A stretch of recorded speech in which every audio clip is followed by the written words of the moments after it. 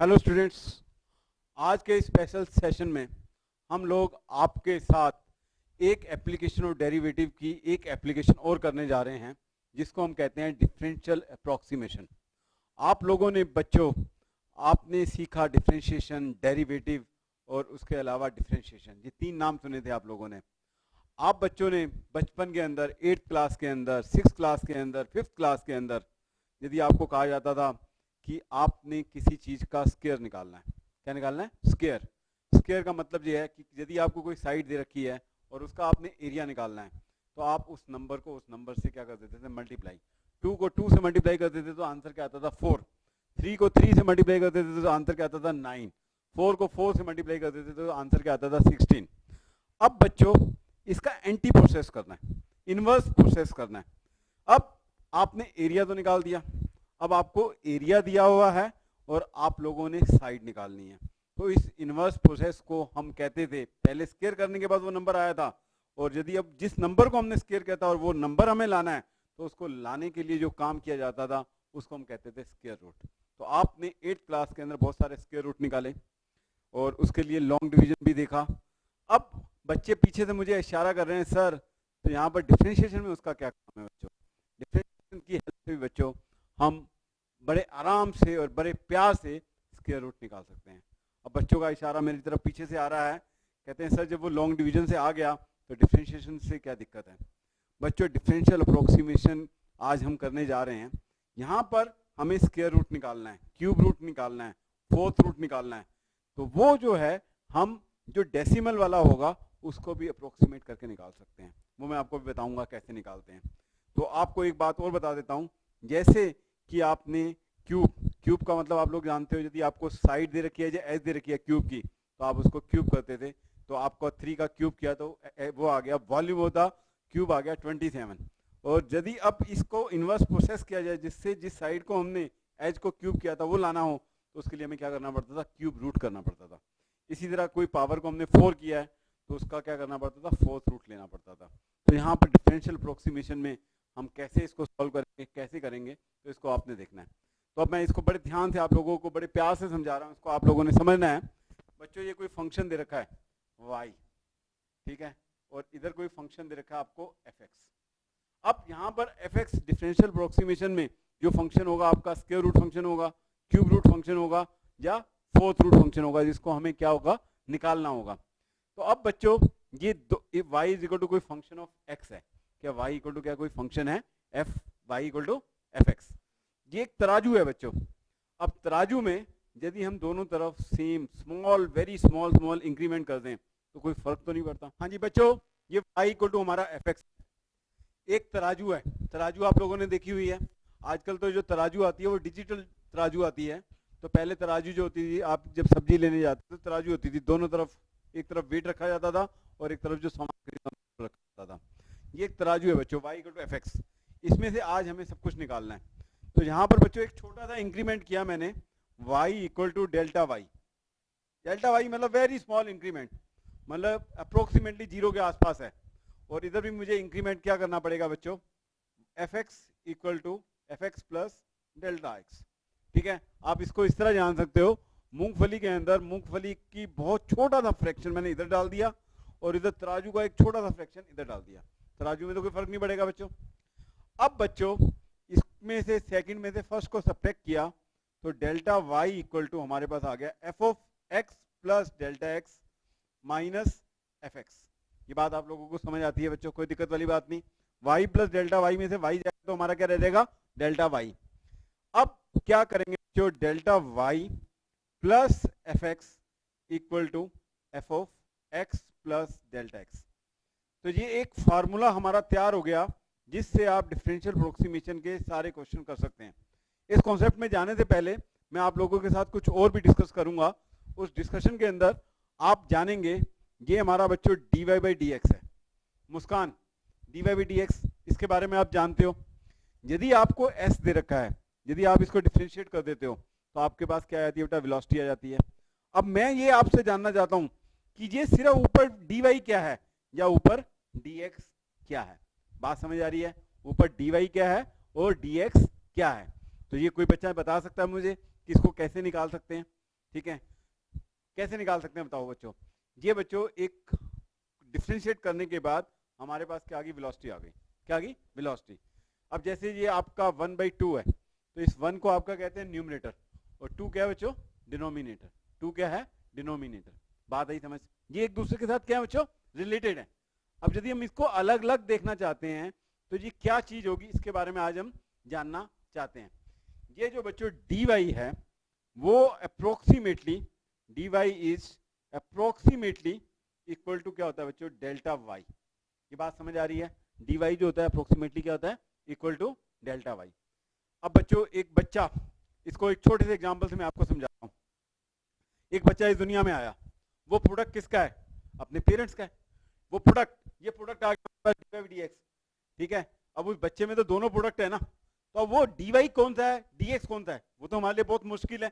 dy मतलब parents का part कौन सा है, फादर का पार्ट कौन सा है, मदर का पार्ट कौन सा है, बड़ा मुश्किल है निकालना। लेकिन वहां पर हमने इसको अप्रोक्सीमेटली लिया कि dy/dx is equal to delta y। और dx किसके अप्रोक्सीमेटली है, वैसे ये क्या था, वेलोसिटी था, लेकिन ये dy आज के बाद आपने क्या लेना है, किसके अप्रोक्सीमेटली होता है, डेल्टा y के। और dx किसके अप्रोक्सीमेटली होता है, डेल्टा x के। क्योंकि इस dy को हमें देखना बहुत जरूरी है।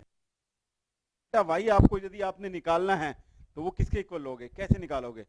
तो इस डिफरेंशिएशन की हेल्प से अभी हम डिफरेंशियल अप्रोक्सीमेशन निकालेंगे। और अभी मैं एक एग्जांपल आपको समझाऊंगा जिससे ये पूरा का पूरा कॉन्सेप्ट आपको क्लियर हो जाएगा। ये बात आप लोगों को समझ आ गई, अच्छी तरह समझ आ गई। अब इधर देखो बच्चों, प्यारे बच्चों, अब मैं एक एग्जांपल लेता हूं, आपको बहुत अच्छी तरह समझ आ जाएगा। अब बच्चे मुझे पीछे से इशारा कर रहे हैं, सर ये 49.1 आपने ले लिया। सर क्या ले लिया बच्चों, 49.1 स्क्वायर रूट। कहते हैं सर कौन सा आपने महान काम कर दिया, 49.1 इसका जो अप्रोक्सीमेटली आंसर होगा 7.001 के आसपास होगा, और क्या हो सकता है। अब बच्चों इसको हम डिफरेंशिएशन की हेल्प से करेंगे। अब इसके अंदर आपको फंक्शन चूज करना आना चाहिए कि फंक्शन कौन सा है, और इसके अंदर डेल्टा एक्स कौन सा है, डेल्टा वाई कैसे निकालेंगे, वो भी मैं आप लोगों को सिखाऊंगा। ये बच्चों 49.1 है, तो यहां पर नंदिता एक्स जो है बेटा, हम क्या लेंगे 49, जो परफेक्ट स्क्वायर होता है, जो क्या होता है, परफेक्ट स्क्वायर। और शालिनी डेल्टा एक्स जो है वो हमारा क्या होगा, 0.1। एक्स क्या होगा हमारा 49, और डेल्टा एक्स क्या होगा 0.1। Is it clear to everyone और नॉट, ठीक है।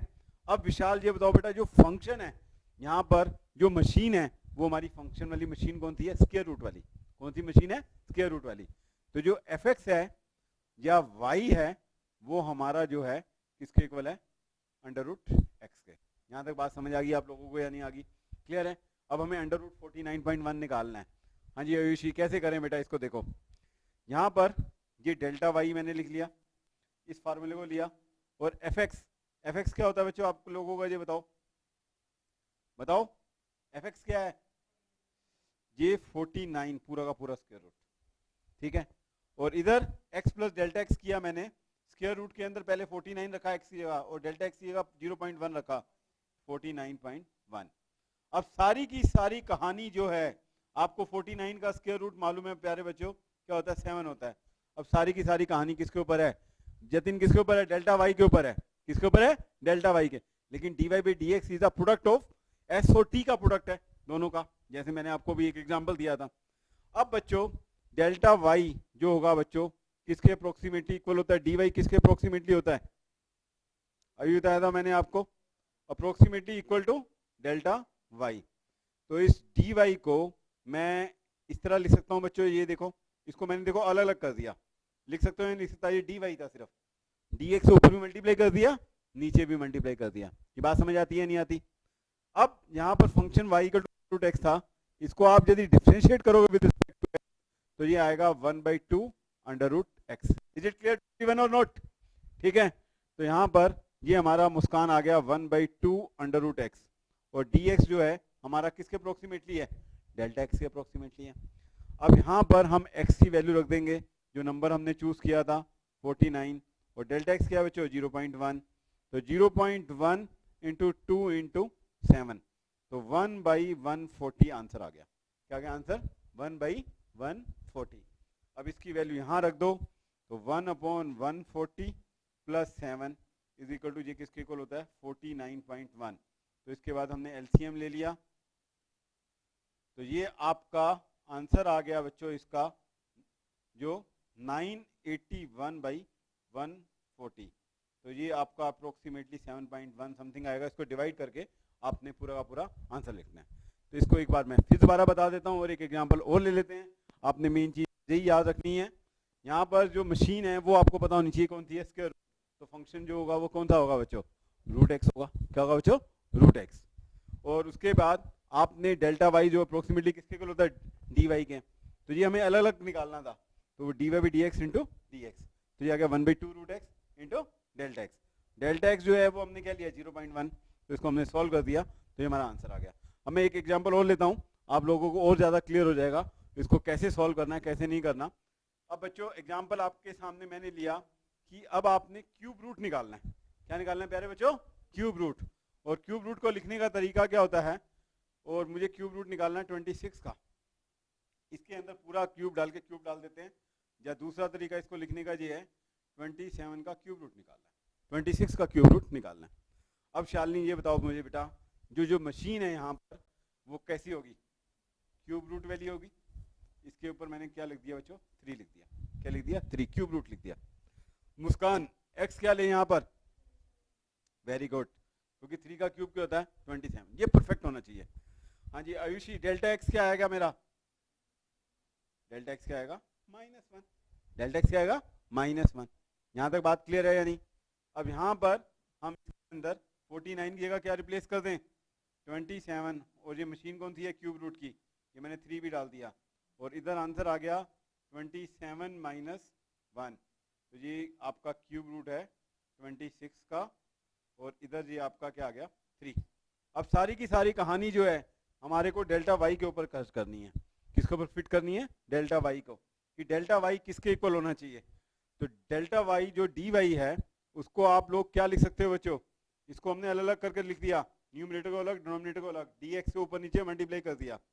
अब इसका डी बाई एक्स आप लोगों को आता है क्यूब रूट निकालना, 1/3 एक्स टू द पावर 1/3 - 1, तो 1/3 एक्स टू द पावर -2/3, तो इसका जो आपका डेरिवेटिव है 1/3 into x to the power 2/3 आ गया। तो ये डेरिवेटिव मैंने यहाँ लिख दिया 1/3 एक्स टू द पावर 2/3, और डी एक्स आपका किसके इक्वल है बच्चों, अप्रोक्सीमेटली किसके इक्वल होता है, डेल्टा एक्स के, और एक्स आपका क्या था 27 टू द पावर 2/3, और डेल्टा एक्स क्या है -1, तो -1 इसको हम लिख सकते हैं 3 का cube root whole to the power 2/3, ये 3 कैंसिल, तो ये आ गया 9, 9 3 था 27, तो आंसर क्या आया बच्चों -1/27। तो डेल्टा वाई की वैल्यू आ चुकी है -1/27। तो यहाँ पर एनालिसिस करने वाला ये है कि लास्ट क्वेश्चन के अंदर जो 49.1 कर रहे थे वहां पर प्लस हो रहा था, यहाँ पर 27 लिया था, 27 में से माइनस हुआ, इसलिए ये जो रिजल्ट आया वो किसमें आया -1/27, और वहां पर क्या आया था पॉजिटिव आया था। और इसके अंदर हमने ये 3 ऐड कर दिया, तो ये हमारे पास 26 का क्यूब रूट आ जाएगा -1 + 81/27, तो आंसर आ गया हमारे पास 80/27। तो 26 का कोई क्यूब रूट आपसे पूछता है तो आपको पता चल जाएगा कि जो आंसर है वो क्या है 80/27। तो ये क्वेश्चन सब बच्चों को समझ आ गया, अच्छी तरह आ गया, तो उसको उतार लो फटाफट। उसके बाद नेक्स्ट करते हैं बच्चों और आपको और अच्छे से समझाते हैं। अब बच्चों अगला क्वेश्चन लेते हैं, अगला टाइप लेते हैं जो आप लोगों से एग्जामिनर पूछ सकता है अच्छी तरह, और उसको आपने बहुत अच्छी तरह समझना है। हाँ जी, नेक्स्ट क्वेश्चन है, आपको कोई फंक्शन दिया हुआ है, कोई पॉलिनोमियल दिया हुआ है, क्या दिया हुआ है, पॉलिनोमियल दिया हुआ है, क्या दिया हुआ है, कोई पॉलिनोमियल दिया हुआ है, और उसके अंदर जो पॉलिनोमियल दे रखा है fx = 3x² + 5x + fx = 3x² + 5x + 3, और वो आपको कहता है f(3.02) निकालना है। और पीछे से बच्चों मुझे इशारा कर रहे हैं sir is it very simple, इसके अंदर x की जगह आप 3.02 रख दो और इसको सॉल्व कर दो, क्या मुश्किल क्या है। लेकिन बच्चों यहाँ पर हम डेरिवेटिव यूज करेंगे। जब आप बड़ी क्लासेस में मेरे पास अंबेडकर कॉलेज में आएंगे तो आपको पता चलेगा कि एक न्यूमेरिकल मेथड होता है, उस न्यूमेरिकल मेथड से हम बहुत सारी अप्रोक्सीमेट वैल्यूज निकाल लेते हैं। वहाँ पर बहुत सारे क्वेश्चन स्क्वायर रूट इस तरह के निकालने होते हैं, that topic is called numerical method. तो इसके अंदर बच्चों f 3.02 है, ठीक है, ये निकालना है हमें। तो अब इसको देखते हैं कैसे करेंगे। अब ये बताओ आयुषी, करीना, आप बताओ बेटा एक्स क्या लें यहाँ पर? Very good. और डेल्टा एक्स क्या लें? 0.2। यहां तक बात समझ आ रही है? एक्स क्या लिया 3 और डेल्टा एक्स क्या लिया 0.2। बात आई समझ? एक्स क्या लिया 3 और डेल्टा एक्स क्या लिया 0.2। क्या लिया 0.2। अब मुझे सॉल्व करना है। अब भाई आपने फार्मूला निकाला, वो क्या? डेल्टा वाई, और क्या था फार्मूला बताओ बच्चों? डेल्टा वाई, हाँ, equal to x plus delta x. समझ आई बात बच्चों? तो अब शाली डेल्टा वाई के बारे में तो कोई नॉलेज नहीं है। यहाँ पर बच्चों एक्स की आ जाएगा F3, वो तो हम बड़ी इजीली निकाल सकते हैं। और इधर क्या आ जाएगा मुस्कान? 3.02। क्या जाएगा 3.02। Is it clear to everyone? अब बच्चों F3 निकालना है, तो F3 निकालने का तरीका आप लोगों को मालूम है। x की जगह 3 रख देते हैं और 5 इंटू 3 प्लस 3, तो ये आ गया 9 इंटू 3 कितना हो गया 27। ये आ गया 15 प्लस 3 32 प्लस 42 45 आ गया। कितना आंसर आ गया? अब सारी कहानी किसके ऊपर डिपेंड कर रही है? डेल्टा वाई के ऊपर। अब इधर देखो बच्चों, डी वाई को हम क्या लिख सकते हैं बच्चों, ये बताओ? डी एक्स से ऊपर नीचे मल्टीप्लाई कर दिया। अब इसको मुझे डिफरेंशिएट करना है। पहले हमें फंक्शन नहीं मालूम था, आपने पहले क्वेश्चन में स्क्वायर रूट लिया और दूसरे टाइप में क्यूब रूट लिया। यहाँ तो फंक्शन मालूम है, तो यहाँ पर आप सिंपली इसको डिफरेंशिएट कर देंगे। क्या आएगा? 6x प्लस 5, और डेल्टा एक्स की जगह क्या लेंगे बच्चों? 0.2। और x आपको मालूम है क्या है बच्चों? 6 इंटू 3 प्लस 5 इंटू 0.2। तो 18 प्लस 5 कितना होता है बच्चों? 23, और इंटू 0.2, तो ये आ गया 46, 4.6 हो जाएगा। क्या जाएगा बच्चों? 4.6। तो आपके पास बिल्कुल सिंपल था, आंसर आ गया 4.6 प्लस 45 इक्वल टू FO 3.02। तो ये आंसर आ गया आपके पास 49.6। और वैसे भी आप आंसर निकालोगे अप्रोक्सीमेटली इसी के इक्वल आएगा। तो ये आंसर आ गया FO 3.02 जो होता है आपका किसके इक्वल होता है बच्चों? 49.6। किसके इक्वल होता है? 49.6। तो ये बात समझ आ गई आपको? आप डायरेक्टली भी निकाल सकते थे, लेकिन आपने इसकी हेल्प से निकालना है। अब नेक्स्ट टाइप आते हैं बच्चों, उसको भी आप लोग समझेंगे बहुत अच्छी तरह।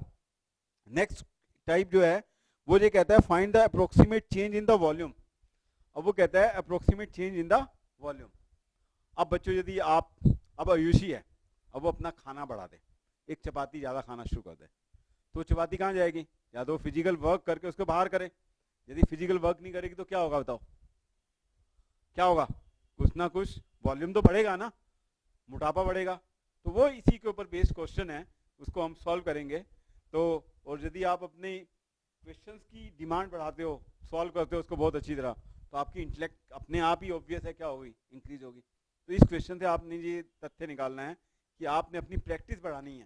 तो प्रैक्टिस जैसे जैसे बढ़ाते जाओगे, अभी तो वो आपके पास गूगल की तरह सिर्फ एक इन्फॉर्मेशन है, तो उसको आपने विजडम के अंदर कन्वर्ट करना है। तो you have to solve more and more questions. अब ये क्वेश्चन क्या कहता है? Find the approximate change in the volume V of a cube x metre caused by increasing the side by 2%। वो कहता है जी किसी क्यूब की साइड हमने 2% बढ़ा दी। क्या बढ़ा दी बच्चों? साइड 2% बढ़ा दी। क्या बढ़ा दी बच्चों? 2%। यदि आपकी इनकम पहले 100 रुपए थी, तो अब मैंने आपकी इनकम कितनी कर दी बच्चों? 102। कितनी कर दी बच्चों? 102। अब आप मुझे फीस देते हो बच्चों 1400, ठीक है, 2000 देते हो, तो अब 2% मैंने फीस बढ़ा दी बच्चों। तो फीस बढ़ाने के बाद क्या चेंज आएगा उसको देखते हैं। तो चेंज किस में आएगा बच्चों? आपकी क्वालिटी में चेंज आएगा, किस में आएगा? लेकिन यहाँ पर किसके बारे में बात कर रहा है? वो क्यूब के बारे में चेंज कर रहा है। किसके बारे में? क्यूब।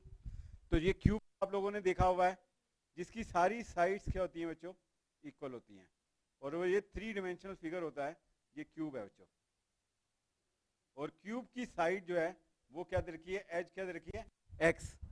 और क्यूब के अंदर जो इंक्रीमेंट किया है वो कितना किया बच्चों? 2%। कितना किया बच्चों? 2%। तो dx जो है आपका कितना हो चुका है बच्चों? 2/100। और पहले साइड क्या थी बच्चों? x। तो x का 2% हुआ ना, तो ये कितना हो गया? 2x/100। क्या हो गया? 2x/100। ये बात समझ आई? तो dx जो है अप्रोक्सीमेटली जो चेंज हो रहा है वो क्या हो रहा है 2x बाई 100। तो इसको आप कैसे लिख सकते हो 2 इंटू 0.2x। अब वॉल्यूम में क्या चेंज आएगा, शालिनी बताओ वॉल्यूम क्या होता है क्यूब का, v equal to x cube. Volume क्या होता है v equal to x cube. अब इसको हमने डिफ्रेंशिएट किया किसकी रिस्पेक्ट में, x की, तो ये क्या आ गया बच्चों 3x²। बात समझ आ रही है, ओके। अब ये dv is equal to 3x² into dx, यहां तक समझ आया। तो ये जो dv है वो क्या बता रहा है, volume in the change in volume.